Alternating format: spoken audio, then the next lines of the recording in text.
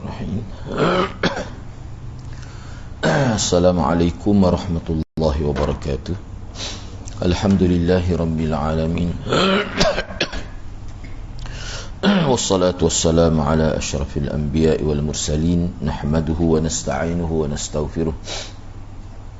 Wa na'udzu billahi min shururi anfusina wa min sayyiati a'malina. Man yahdihillahu fala mudilla lahu wa man yudlil fala hadiya lahu. Rabbi shrah li sadri wa yassir li amri wahlul 'uqdatam min lisani yafqahu qawli. Amma ba'd. Alhamdulillah, bersyukur kepada Allah Subhanahu wa taala kerana dapat bersama pada petang ini. InsyaAllah pada petang ini kita akan sambung berkenaan dengan sirah Sayyidina Abu Bakar As-Siddiq. Sebelum kita masuk pada tajuk kedudukan As-Siddiq di sisi Rasulullah itu, cuba tengok nota 121. Kita tak baca minggu lepas tu. Nota kaki 121 ni berkait dengan hadis. Cuba tengok. Hadis ini menyebutkan, cuba tengok terjemahan terus. Anda ambil daripada awal tu. Ketika seorang pengembala bersama biri-birinya. Ini riwayat daripada Abi Hurairah ni. Ketika seorang pengembala bersama biri-birinya, datanglah seekor serigala dan menyerangnya. Ia mengambil seekor biri-biri, maka pengembala itu mengejarnya. Maka serigala itu menoleh kepada pengembala itu dan berkata, siapa yang akan menjaganya pada hari binatang buas tu? Pada hari itu tidak ada gembala selain aku. Jadi apa maksud?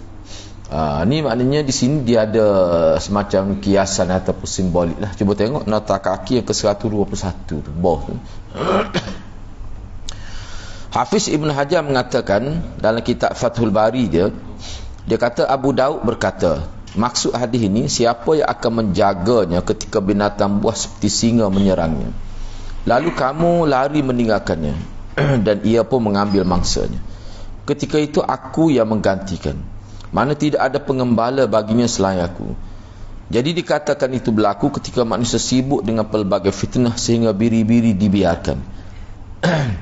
Akhirnya binatang buas memangsanya, dan serigala seolah-olah menjadi pengembala kerana dia sendirian. Kalau kita tengok dalam hadis ni, ambil ni serigala.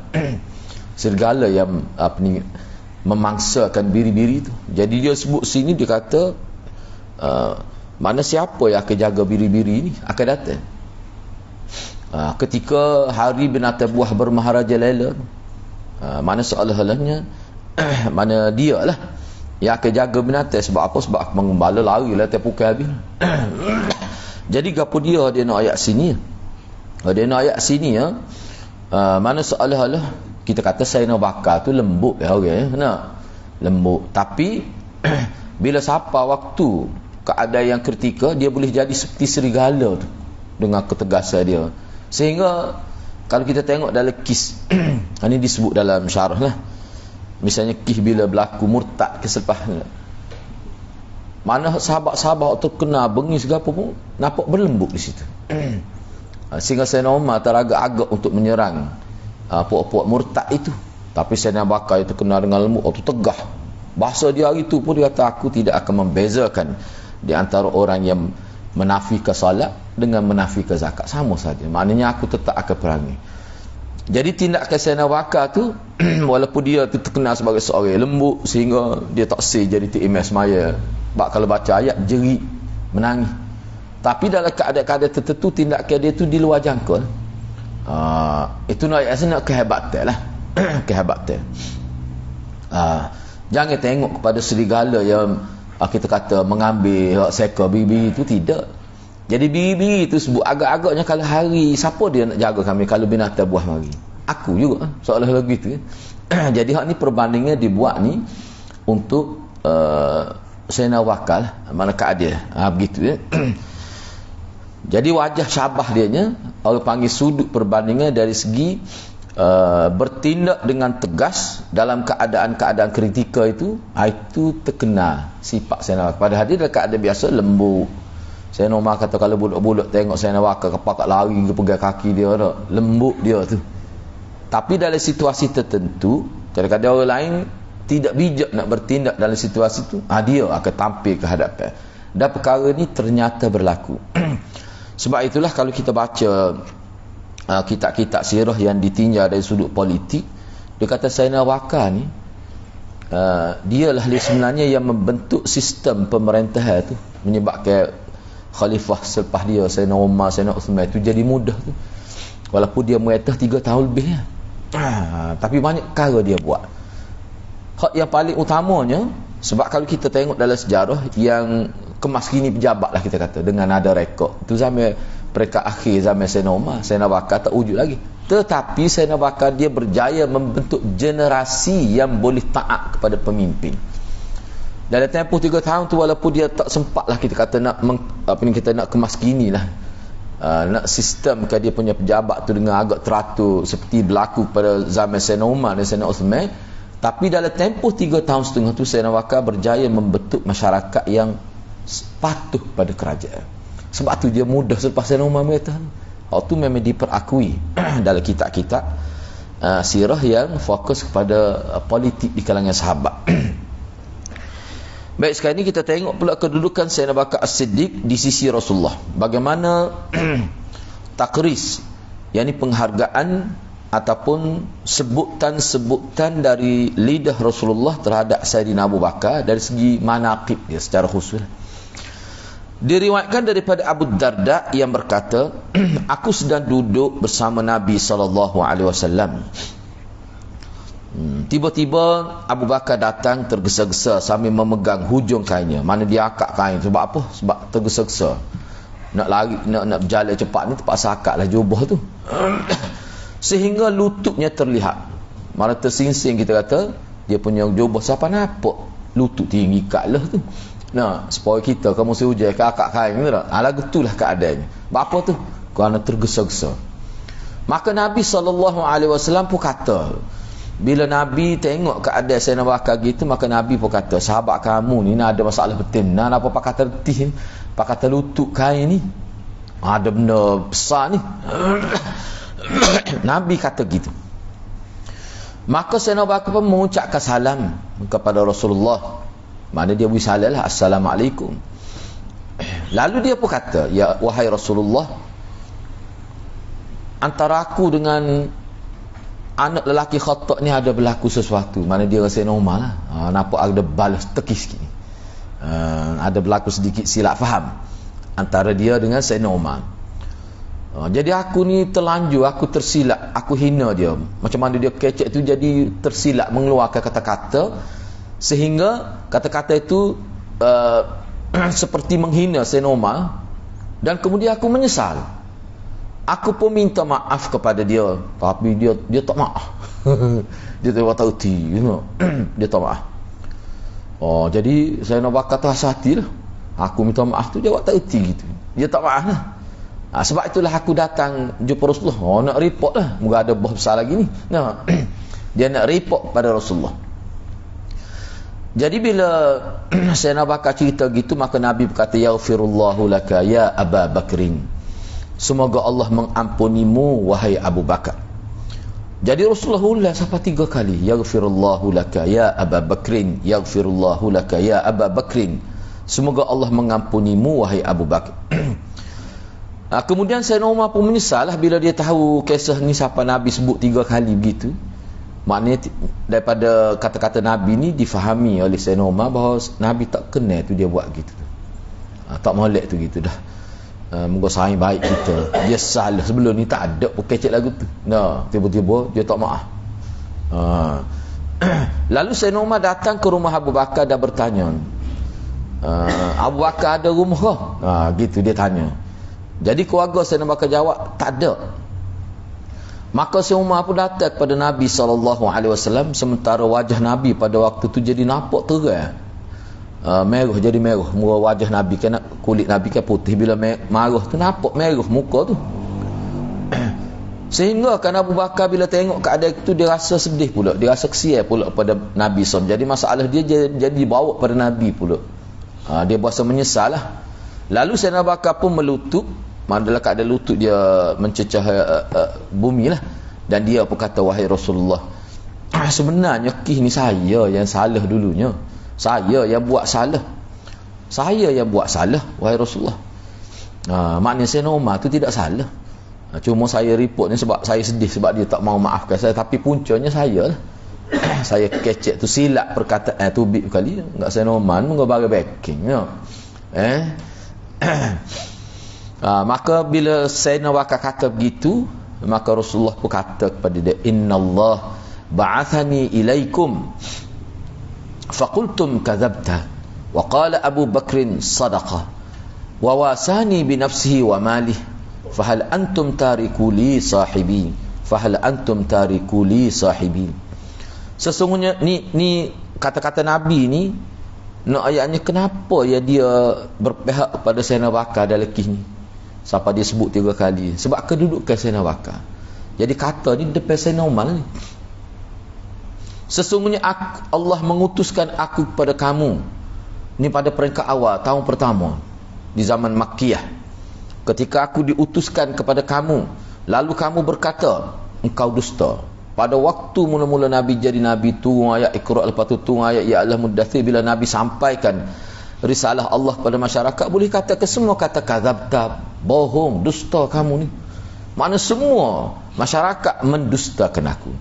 Tetapi Sayyidina Bakar, bila aku sampaikan Islam kepada dia, terus dia membenarkan.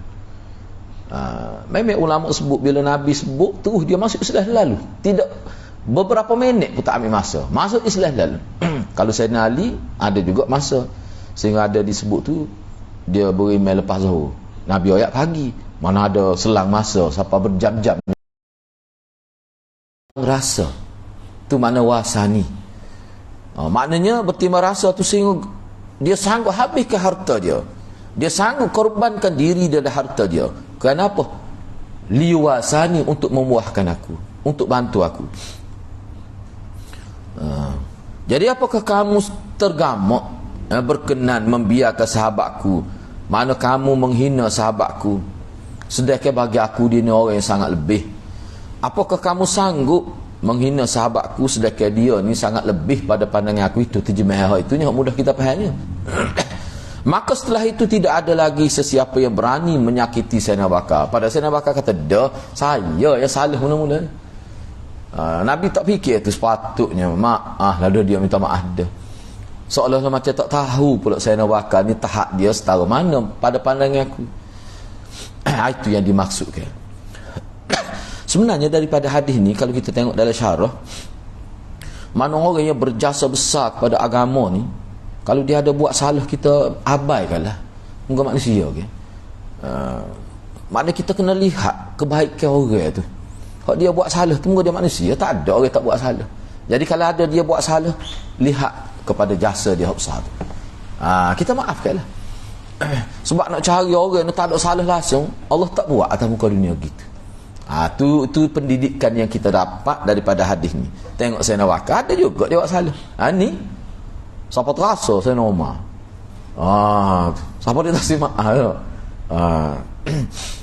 Sebab itulah masa anak ngaji untuk guru anak sebut, dia kata kalau kita baca semualah, kita kata baca banyak kita nampak sahabat ni sebab kita juga dia ada bala.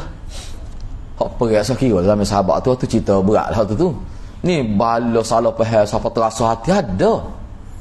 Bukan kata tak ada, tidak kata bila sahabat enggak line tak ada langsung yang meledak. Tu melekat tu panggil lagu tu. Ni manusia. Ni nak ayat sahabat sebab kita. Cuma ni tengok, kalau dia buat salah tak minta maaf selalu. Tu sifat dia, tu orang panggil adil. Itulah maksud adalatus sahabah. Misalnya kalau kita tengok ni anak sebut ni bukan apa, kadang-kadang contoh pemimpin. Biasanya pemimpin lah orang nampak salah banyaknya sebab dia duduk di atas.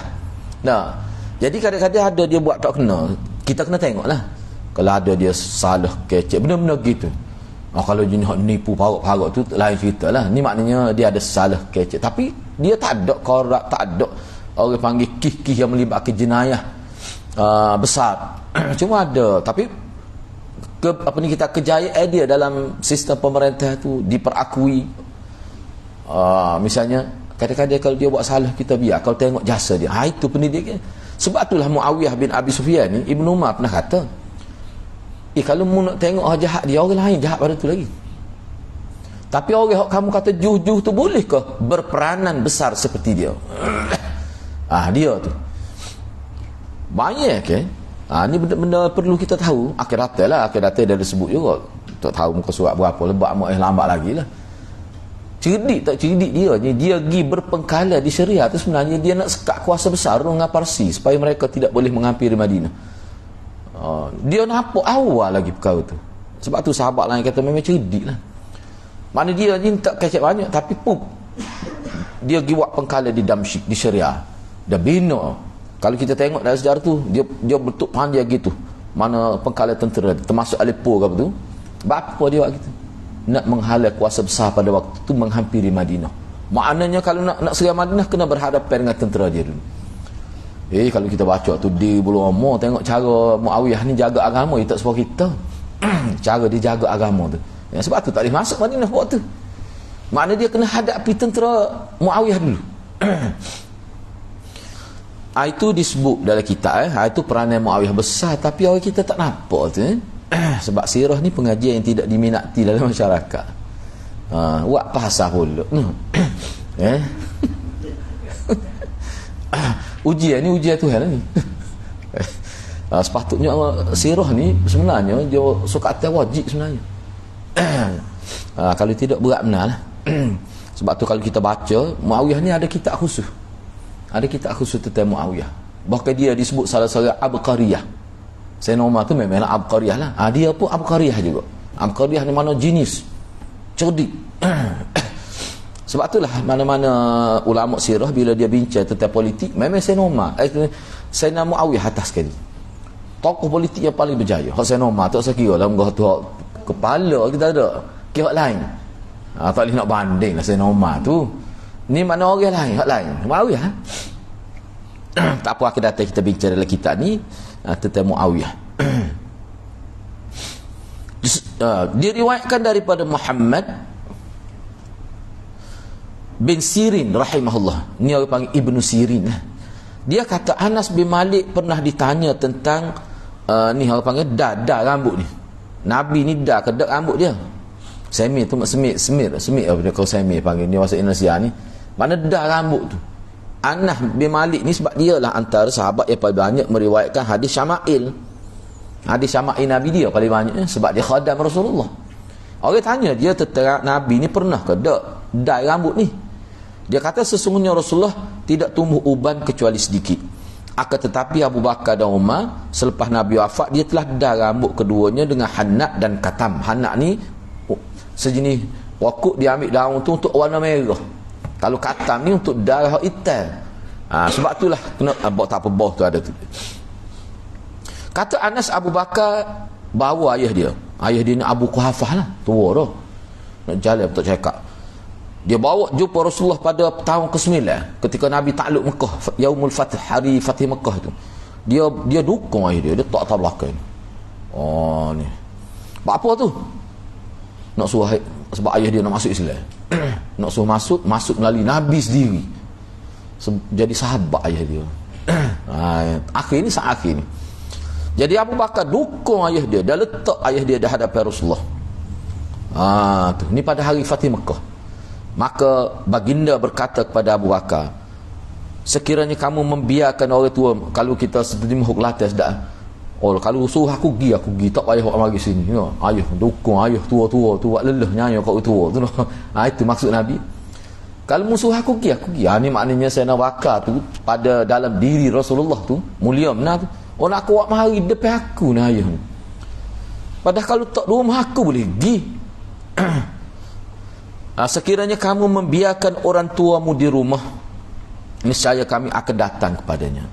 Perkara tersebut Nabi kata gini ni sebagai nak hormat, sebagai nak memuliakan Abu Bakar. Maka Abu Quhafah masuk Islam dalam keadaan rambut dan janggutnya putih seperti pohon saramah. Anak pun tak ada nak tengok saramah, tapi jenis pokok daun warna putih. Putih tu macam bukan putih ni, makna macam apa ni? Macam apa ni kita kata warna asap tu. Kelabu kita kata. Lebih kurang gitulah. Maka Rasulullah SAW bersabda, ubahlah rambut dia tu ayahmu, tapi janganlah dengan warna hitam. Hak ni jadi khilaf ulama ni. Padahal saya nak bakar dah rambut wanita. Sebab itulah ulama kata Nabi sebut gini sebab tak sesuai dengan kulit dia. Kalau tengok dalam syarah. Sebabnya anda dengar dalam kuliah dalam YouTube kata tak boleh haram warna rambut wanita. Tak. Bak Nabi ada. Bukan nak suruh nampak muda kerana ada maksud lain tu tak. Tidak maksud tu nak suruh nampak macam khususnya dalam peperangan. Jadi tak semestinya semua orang tu akan molek kalau rambut hitam. Kadang-kadang setengah orang tu warna merah. Hanak ni warna merah. Kadang-kadang dia sesuai dengan kulit dia. Dia kena tengok kulit lah. Kalau kita jenis sawa mata. Kadang-kadang mata telajak setengah kita ni pun. Jadi kadang-kadang tak sesuai warna merah. Nampak cemar. Kadang-kadang. Tapi Nabi sendiri pun ada wanita. Saya nak bakar wanita. Dia dah wanita. Jadi tapi kok mana biar nampak comel lah. Tujuan nampak comel. Bahkan gua dia kata ulama-ulama kita tu biasa dah. Siapa gua nak kata rugi tak buat sekali tak apa dah sunnah Nabi. Sebab Nabi acak kali Nabi buat. Kalau masalah lagi perak Nabi dah nampak orang. Jadi tentera tengok nampak muda-muda nampak tentera. Padahal tua geda dah kita tahu. Tak apa-apa tu dia dah rambut tu. Lepas tu tak orang ngadas saja kena berlatih lah naik kuda tu. Ni dah rambut batuk kek apa. Tidak maknanya usaha tu ke arah tu. Tu. Sebab tu gua nak kata kena buat lah sekali tak apa dah dia kata biar ada pengalaman tu. Moga Nabi buat. Sahabat ni buat. Saya nak bakar sahabat utama. Diriwayatkan daripada hak ni anda tengok kalau masyarakat kita pun buat tabligh banyak buat nak. Ana tak buat kali abuk lagi. Kena buat juga nampak sekali tak. Kena buat. Ya? Dua kali dah memang ajak tak. Aku nak ajak asisten kita dulu. Tepi. Kena dah rambut kena keluar tak. Jadi anak pun tak ada pengalaman tu nak dah rambut tu. Molek yoga tu. Dia ada lah sekali. Tapi hak tu sunat ya. Tidak kata kalau tak buat tak tidak ikut sunat. Tidak begitu. Diriwayatkan daripada Amr bin Al-As yang berkata, aku berkata kepada Rasulullah. Ni cerita Amr bin Al-As. Amr bin Al-As ni ulama kata di segi politik setara dengan Muawiyah ni. Amr bin Al-As seorang yang hebat tu. Anak dia tu orang panggil ilmu yang besar dikenal sahabat Abdullah bin Amr tu. Ni Abdullah bin Amr tu seorang ilmu yang besar. Bahkan dia anggap 4 orang, salah seorang daripada 4 orang alim Madinah. Abdullah bin Amr bin Al-As. Dia ni. Ni memang hebat sungguh ni. Hebat sungguh dia ni. Amr bin Al-As. Ni Syiah kata saya iblis pun terkejut tengok dia jahat terajak ni. Lalu kita Syiah parut dia weh. Dia main iblis lalu Syiah ni. Dia ada hadis tu. Dia cerita tentang bagaimana Amr diseksa dalam neraka. Pokok Syiah. Tapi hak ni antara yang berjaya menukar ibadat paganism, agama paganism di Mesir tukar jadi agama tauhid dia. Teruk Mesir ni percaya pada dewa. Pagan ni percaya pada dewa. Dewa saja dewa ni penjaga kawasan. Ada juga nyakit ni ustaz kita sini pun. Ni jaga kawasan ni. Dia ni. Dia kata ke dia. Amr bin Al-As kata, aku berkata kepada Rasulullah sallallahu alaihi wasallam, wahai Rasulullah, siapakah orang yang paling engkau cintai? Maka Nabi kata, Aisyah lah isteri aku tu, paling aku sayang. Tapi kena ingatlah, dia sayang itu sebab Aisyah ni orang berilmu, tepat rujuk. Bukan kerana dia comel. Kalau nak kira comel, Ummah Habibah comel lagi, Ruqayyah tu comel lagi, Safiyah tu comel lagi. Comel lagi tu. Siapa ada syair Arab nak puji dia, Ummah Habibah antara comel. Ada syair juga. Aisyah ni sebab tu kan anda sebut sama kan 5 kepakaran dia tak dalam bidang bahasa, dalam bidang tafsir Quran, ilmu tentang fiqh nisa, ilmu keturunan Arab, lepas tu tafsir. 5 tu. Ni dia ni. Sehingga tafsir tu dia boleh berdiskusi dengan Ibnu Abbas. Mana kemah ilmu Aisyah ni. Ingat apa kuat. Siapa pernah Nabi pakai kasut dia bersyair sesuai dengan kasut. Siapa Nabi kata mu ni ingat belaka syair. Orang Arab dulu bila ingat syair tanda orang tu bahasa hebat lah. Dan kita kena ingat orang yang mahir bahasa, dialah yang paling ke depan dalam bab tafsir Quran. Itu kita kena ingat.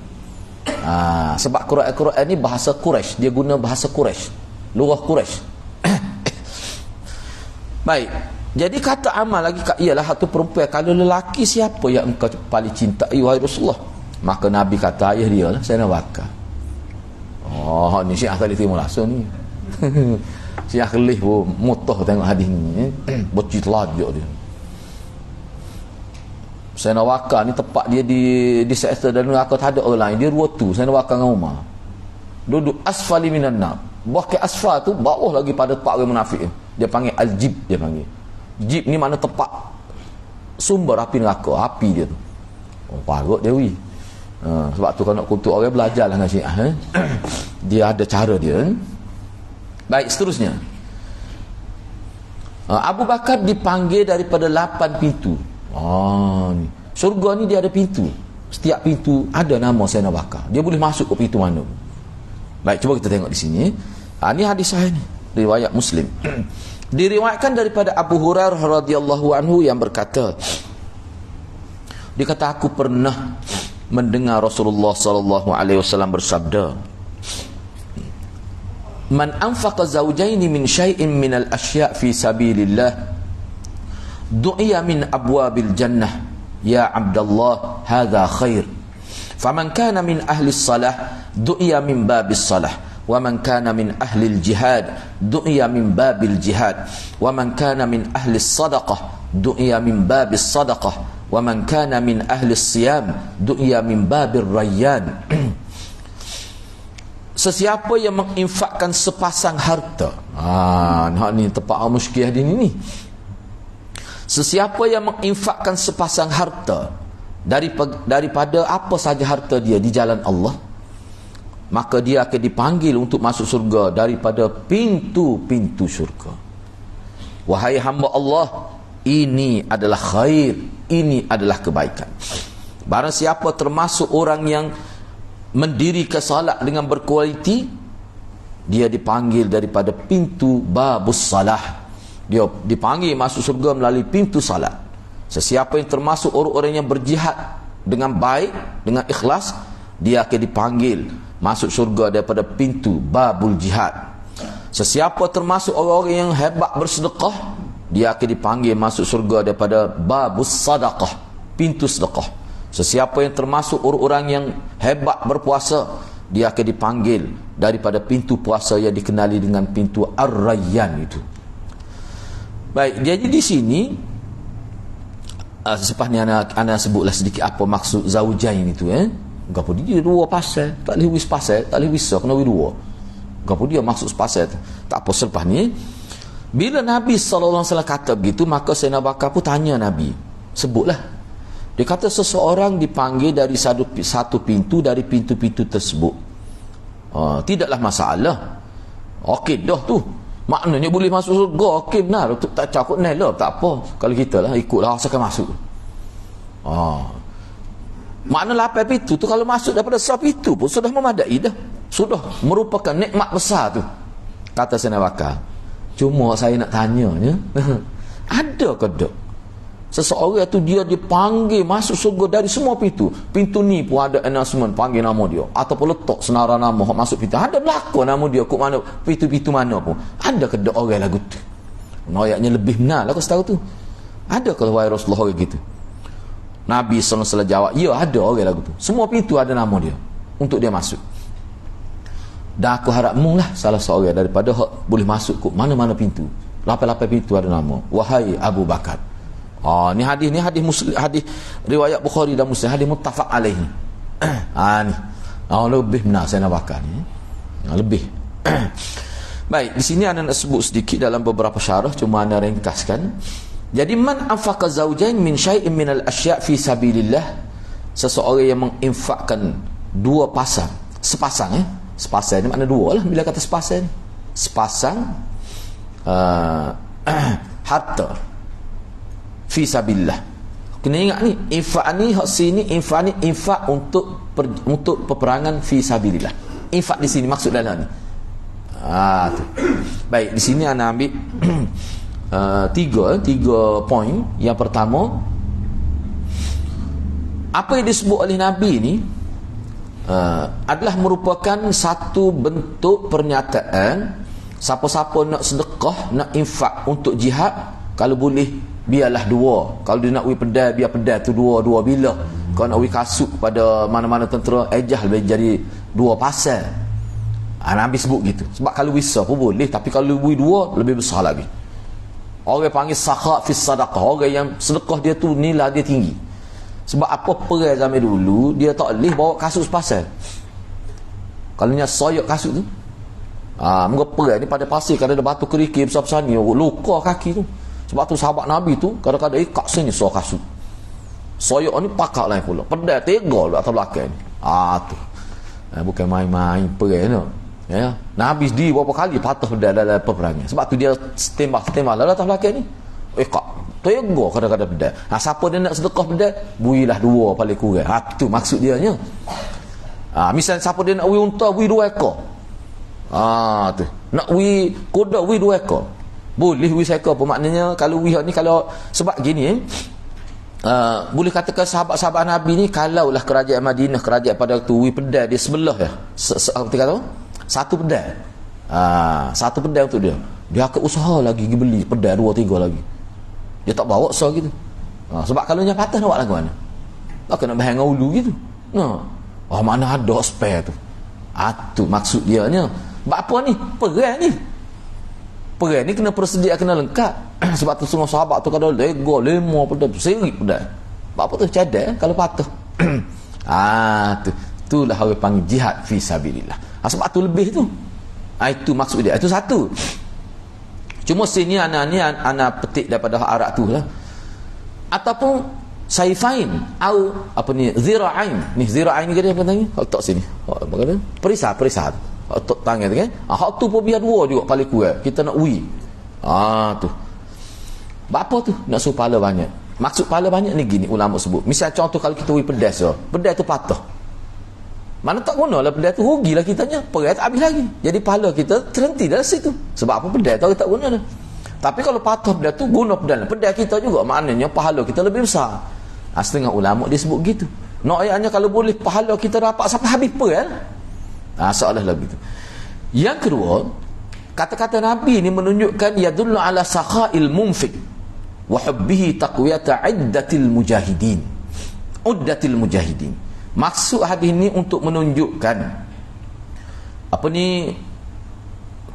sifat dermawan yang tinggi sahabat-sahabat ada harta dan kecintaan mereka untuk memperkukuhkan, orang panggil ketenteraan Islam pada waktu itu.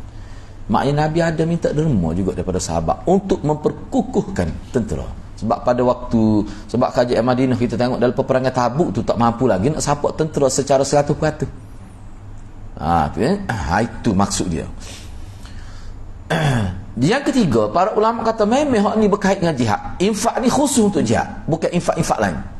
Seperti mana yang Imam Bukhari sendiri pun buat mari hadis ni dalam kitab dia, hadis ni kan hadis muttafaq alaih secara ringkas, dan Imam Bukhari letak hadis ni di bawah fadlun nafaqah fi sabilillah, kelebihan derma untuk perang fi sabilillah. Khusus dia letak hadis ni di bawah bab tu, bab perang fi sabilillah. Dia maknanya kena faham lah, sebab tu bahaya kita. Lama kita tak faham. Ni sedekah ni dalam bab apa dia? Kena faham. Kalau tidak nanya cara kita hurah tu. Baik, di dalam riwayat Ibnu Hibban daripada hadis Ibnu Abbas radhiyallahu anhu yang mengatakan bahawa Nabi ada bersabda, bila saya nak tanya ada ke orang yang boleh masuk syurga ni melalui kelapa-lapa pintu ni, Nabi kata ajal wa anta huwa ya Abu Bakar. Ya, mung salah seorang. Nabi kata begitu. Bila Nabi ni dia serius kecek, tidak kata mata kita tanya wak ngani kita mung lah salah seorang. Ada tidak wak ngani ni. Ini tahqiq memang ini. Tahqiq nak ayat pas, nak ayat memang nak ayat kelebih senyap habis orang lain. Senyap habis orang lain ada situ. Lepas tu tak ada pula sahabat tanya kita sahabat tanya, sahabat ni reti bahasa tidak jenis gang gitu. Terus tanya Nabi ayat je lah tu. Tanya malu kat orang. Tak tanya senyap dengar. Tu pasal sahabat. Tidak ada unsur mendesak tu dah. Sebab ni wahyu ni. Bukan main-main. Ibnul Qayyim berkata tentang pintu-pintu syurga dalam bait-bait syair dia. Dia panggil bait ni, dia panggil bait syair nuniyah dia panggil. Ni pendek dia mari ni. Wala sawfa yud'al mar'u min abwabiha. Cara baca dia gitu. Jam'an idza waffaha lal imani minhum Abu Bakrin huwa as-siddiq dzak. Khalifatul mab'uts bil Qur'ani. Tu. Itu cara baca dia. Kalau kita baca wala sawfa yud'al mar'u min abwa tak sedap gitu, dia ada cara baca dia. Ni ada ngaji Maulana dulu cara baca ni. Maulana ajar ni cara baca dia ngaji khusus dulu. Nak boleh ngaji. Dia baca gitu. Dia tak serupa baca ni. Dia ada bahar dia. Ni kita baca wala sawfa yud'al mar'u min abwabiha. Abu halih lepas wa tu buhalih. Kalau tidak tak jadi rentak dia. Ada sebenarnya. Jam'an idza waffahalal imani.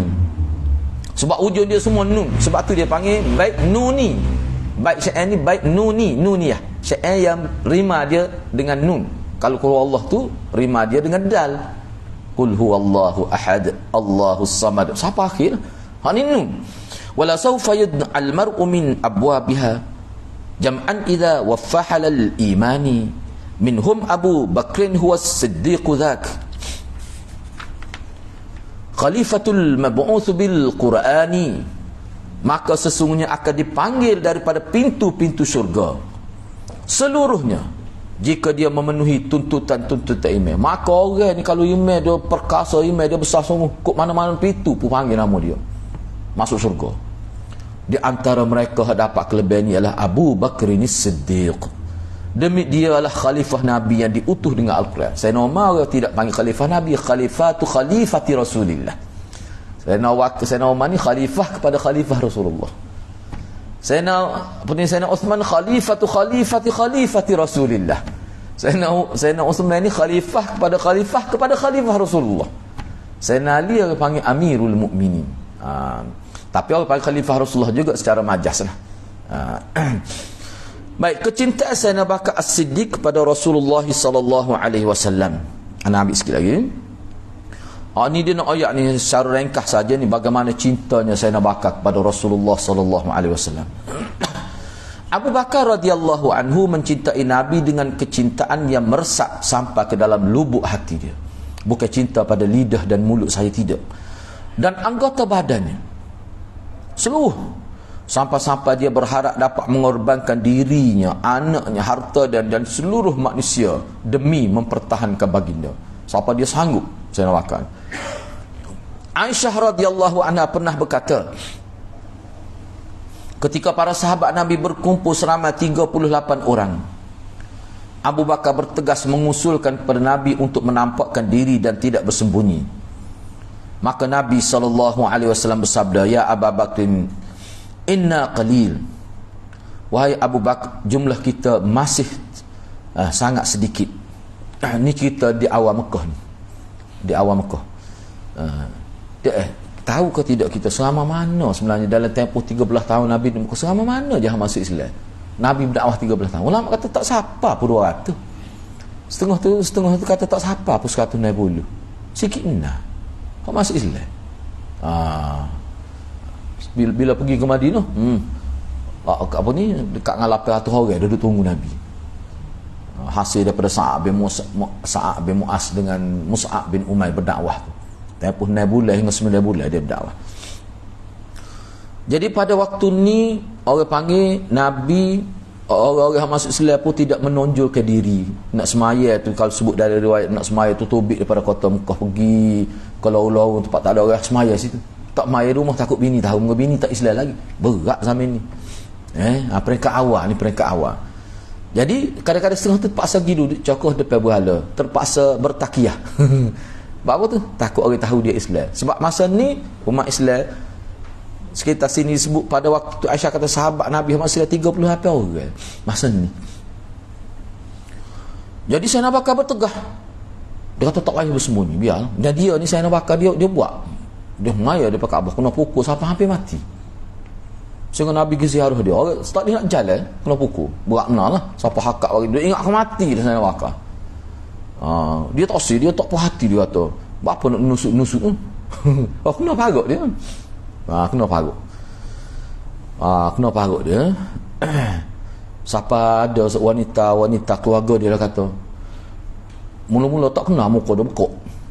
Saya nak wakar, kena timbuk ke popok kapi kurih. Dia semaya depan Kaabah. Masa ni. Nabi ayat dah jangan. Yang buat kerja lagu tu, pok kita tak amal ni. Sebab tu Nabi kata, ya Aba Bakar, inna qawai awaka. Pok kita ni sikit ni yang timbuk ke orang parut. Kena mati dia. Dia nak terai tu. Tak sil lepas tu nya. Tak apalah. Orang ni dia ada buat sini. Tak apalah. Abu Bakar terus. Sebab anaknya buat kitab anak guna sebelum ni bukan hal ni. Dia kitab terjemah hal lain. Tapi bagus ni anda tengok dia buat perbandingan. Sebab tu sini anak pun malas nak salin catatan dia tu. Sebab hal kitab tu ada catatan. Tapi di segi terjemah anda tengok bahasa dia lebih dekat pada bahasa Melayu Malaysia kita ni berbanding asal lagi. Baik, Abu Bakar terus mengusul kepada Rasulullah supaya tidak bersembunyi. Sehingga Rasulullah menerima usul. Kita buat secara terbuka lah. Kita zahirkan diri kita. Tunjukkan diri kita bahawa kita ni Islam. Kalau semaya pun semaya tepi Kaabah. Dia pernah usul kayak begitu. Apa tu? Sebab nak rakyat bahawa kita ni benar ke tauhid ni. Bila beberapa kali saya kata tak apalah, kita terima lah. Baik. Kemudian orang Islam duduk etikah di masjid. Duduk beli ibadat pergi masjid. Nak maya pergi masjid. Masing-masing bersama keluarga besar. Lalu Abu Bakar berdiri menyampaikan khutbah di hadapan orang yang ramah hadir. Khutbah ni. Sedangkan Rasulullah sendiri duduk. Abu Bakar menjadi khatib pertamanya menyeru manusia pada waktu itu kepada Allah dan kepada Rasulnya. Maka kaum musyrikin menyerbu Abu Bakar dan kaum muslimin. Mereka dipukul-pukul di sudut masjid dengan pukulan yang kerah. Abu Bakar dipijak-pijak dan dipukul dengan pukulan yang dahsyat. Utbah bin Rabi'ah, orang yang fasik itu, mendekati kepala Sayyidina Bakar lalu memukul kepala Sayyidina Bakar dengan sepasang selipar yang tersusun dua. Dia kapuh dua selipar. Dia kapuh dua selipar. Patut selipar dulu bukan selipar Jepun. Tapak kayu. Sifat selipar dulu. Apa tu? Sebab dia nak jalan atas batu tu, kalau buat dengan lembek-lembek ni punah lah. Kapuh dua pula tu. Yang tembok Sayyidina Bakar. Maksudnya semacam selipar kulit sekarang yang punya bahagian atas iaitu kulit dengan bahagian bawah dilapisi dengan getah. Tapi orang ni dia kerah ni sebab dia sesuai dengan batu-batu kerikil dia nak jalan tu. Dia kapuh dua selipar tu. Maknanya berat lah. Dia memukul kepala wajah Sayyidina Bakar. Ni dia pukul ni kiri kanan, alik ni dia pukul ni pipi bahagian muka kiri kanan. Dia duduk di atas perut Abu Bakar sehingga hidung Abu Bakar tidak dapat dibezakan daripada wajah dia. Jadi serupa hidung dengan pipi. Parut gambar dia. Sebab tu ada perempuan dalam riwayat sebut, anda pun tak ingat sini dia ada sebut ke tidak, bila ada keluarga Sayyidina Bakar tin pergi ziarah dia tu, tak kena Sayyidina Bakar muka dia perut dah kena. Akhirnya Bani Taim ini kira-kiranya keluarga Sayyidina Bakar lah daripada Bani Taim datang untuk menyelamatkannya. Mereka mengusir orang Quraisy yang mengelilingi Abu Bakar. Jadi pada waktu Rasulullah pun tak nak 30 orang. Kita kena ingat, kita kena tahu dia punya kedudukan tu. Kaabah, anda tak ingatlah belakang kiri kanan, tapi depan tu dia panggil kelab perkumpulan orang apa ni, dia panggil Darun Nadwah, dia panggil Darun Nadwah tu. Orang panggil majlis atau ibu pejabat Kapi Kurih lah, tempat parlimen dia. Parlimen dia. Situ kalau dia nak mesyuarat ke apa, duduk tabu situ lah. Dan situ tu tempat dia duduk. Dia kumpul, kalau duduk kecek petai-petai situ pun dia ramah lah. Dia panggil Darun Nadwah. Kalau Islam Darul Arqam. Maksud lepas tu rumah Darul Arqam tu lah. Arqam ni, Arqam lain ni, Arqam nama sahabat tu, nama Al-Arqam bin Abi Al-Arqam tu. Rumah dia lah. Jangan silap payah pula tu. Dan dia pun ambil nama tu kerana sepenuh tu lah sebenarnya juga ya. Untuk tafaul. Baik, jadi Bani Tamim membawa Abu Bakar dengan dibungkus dengan sehelai kain masuk dalam rumah. Bungkus kain, berat dah kena ni. Ketika itu mereka yakin bahawa Abu Bakar sudah mati. Ingat mati dah. Kemudian Bani Tamim kembali ke masjid. Sebab Sayyidina Bakar ni dia keluarga dia besar. Bila Bani Tamim dia tengok dia ingat Abu Bakar mati, teruk lah kena. Maka Bani Tamim pergi semula ke masjid. Mereka berkata dengan suara lantang, demi Allah, kalau Abu Bakar mati, kami akan bunuh Utbah bin Rabi'ah. Dia sebut secara terbuka, kalau keluarga aku Abu Bakar mati, orang hak pukul kepala dia tu aku akan bunuh, kami akan bunuh. Itu nekat dia. Setelah itu mereka menjenguk Abu Bakar. Abu Quhafah ayah Sayyidina Bakar dan Bani Taim berusaha mengajak Abu Bakar. Jadi Abu Quhafah dan Bani Taim berusaha mengajak Abu Bakar berbicara sampai dia pun jawab. Mana orang duk tanya, kalau kita kat ajang ngucak lah, kita kata tanya, oh tiba-tiba boleh jawab lagi, oh hidup lagi ni. Nah, ada. Mana petang hari, besok hari Abu Bakar dapat berbicara, boleh kecek dah, ambil masa sehari. Dia berkata bagaimana keadaan Rasulullah ni, hal ni lah, hal nak ayatnya. Dalam bila dia sedar, orang panggil khabar lah. Bahkan ada tengok dalam syarah lah, nampak gambar tu supaya dia ni koman sementara ni dia macam pensel kuat dah ni. Siapa tak bunyi suara. Lepas tu bila bunyi esok dia tanya Rasulullah ke mana. Maka Bani Taim, masa ni Bani Taim tidak Islam lagi. Mereka mencela dia dan mencebir wajah. Oh, sibuk ke Muhammad tu, dia kata, nak mampus soalan begitulah. Nak mati sibuk ke Muhammad. Moga hak ni tidak Islam lagi bapak ni. Itu mana dia tunjuk gambar, maknanya dah marah lah. Sibuk kok ke. Pada waktu tu Rasulullah ni tak ada, dalam pandangan mereka tak ada lagi Rasulullah ni. Bahkan mereka menganggap Rasulullah pemecah belah masyarakat. Jadi gini, kira lah soalan lagu tu. Moga tidak Islam lagi. Kemudian mereka berdiri dan berkata kepada ibu dia, Ummul Khair. Dia pun bangun. Jadi nak marah lah. Celak-celak mata tanya Sayyidina Bakar. Nak ayatnya cahayanya Sayyidina Bakar ni kepada Nabi. Tanya Nabi lah. Celak mata tanya Nabi. Lagu mana Rasulullah? Dia duduk depan dia. Ni bawa kafir. Walaupun keluarga dia pun. Kemudian Bani Taim pun bangun. Ramai lah ni. Dia pun kata kepada mak Sayyidina Bakar, Ummul Khair. Dia kata, cubalah aja hui makan minum biar dia kuat sikit tubuh dia. So hui makan, hui minum, suak lah. Tu begitulah. Panjang cerita dengan putih setakat tu lah dulu. Kita putih setakat tu lah. Kita sambung selepas ni insya-Allah cerita ni. Ni berat benar ni. Anak tengok dalam syarah, sepak tengok dalam syarah. Memang tak gok geri dia. Tengok mati dah. Koma lah sebenarnya. Bagaimana dia ni memang pengsan lah sebenarnya. Kita putih setakat tu dulu. Kita putih setakat tu insya-Allah. Untuk minggu depan kita sambung sini lah. Mudah-mudahan Allah berkati kita semua. Aku qauli hadza wa astaghfirullahal azim li wa lakum. Assalamualaikum warahmatullahi wabarakatuh.